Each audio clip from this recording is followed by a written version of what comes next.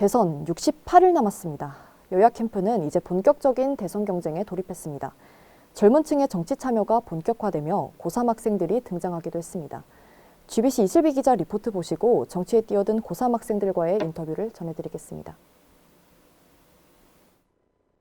더불어민주당 이재명 후보 캠프는 지난달 광주 선대위 출범식에서 고3 남진희 학생을 광주 공동선대위원장으로 소개했습니다. 광주여고 학생회장인 남 위원장은 광주고등학교 학생회의 의장을 지내며 청소년과 환경, 안전 등 분야에서 활동했습니다. 이틀 전만 해도 제가 여기에 나올 줄 몰랐습니다. 참 오래 살고 볼 일입니다. 뚜렷한 철학과 비전이 있는 대통령을 바랍니다. 약속한 것은 반드시 지키는 대통령을 바랍니다. 국민의힘 윤석열 후보 캠프는 이달 초 선대위 출범식에서 고3 김민규 학생을 2030 대표 연설자로 내세웠습니다. 인천국제고 3학년인 김 씨는 국민의힘 대변인단을 선발하는 나는 국대다에 최연소 지원자로 참가해 주목받은 바가 있습니다. 윤석열 정부는 지금까지 볼 수 없었던 새로운 불협화음을 낼 것입니다.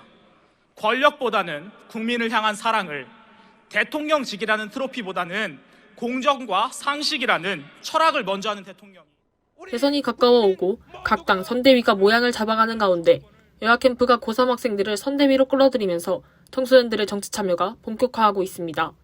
지난해 총선부터 선거 연령이 19세에서 18세로 내려간 후 만 18세 청소년도 선거운동에 참여할 수 있게 되면서 각 당이 젊은층 표심을 얻기 위해 고3 유권자를 전면에 내세운 겁니다. 경쟁적으로 고3을 캠프에 영입한 만큼 이들을 두고 기성 정치권이 SNS상에서 말다툼을 벌이기도 했습니다. 지난 6일 국민의힘 이준석 대표가 페이스북에 김민규 씨 연설 영상을 공유하면서 우리 고3이 민주당 고3보다 우월할 거라고 한 데 대해서입니다. 민주당 이탄희 의원이 우리 고3과 민주당 고3으로 나누어 갈라치기 한다고 비판하자 이준석 대표가 우리 고3 당원기 살려주는 게 왜 갈라치기냐고 맞받았고 이탄희 의원은 왜 하필 우월하다고 말하냐며 이준석 대표의 서열주의라고 맞섰습니다.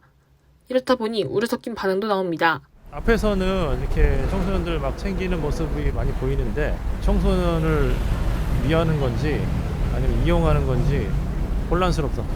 그런가 하면 젊은 층의 정치 참여 확대를 반기는 목소리도 있습니다. 정치를 참여하는 데 있어서 굳이 이렇게 어느 연령을 정하고 하는 거는 바람직하지 않다고. 요즘 유럽이나 선진국들은 이미 젊은 나이부터 시작을 해서 정치에 참여를 해서 대선 전국 기싸움 속에서 첫 데뷔한 고3 정치인들. 이들의 데뷔가 단순 보여주기식에 그치지 않고 앞으로 의미 있는 행보로 이어질 수 있을지 관심을 갖고 지켜볼 대목입니다. GBC 이슬비입니다.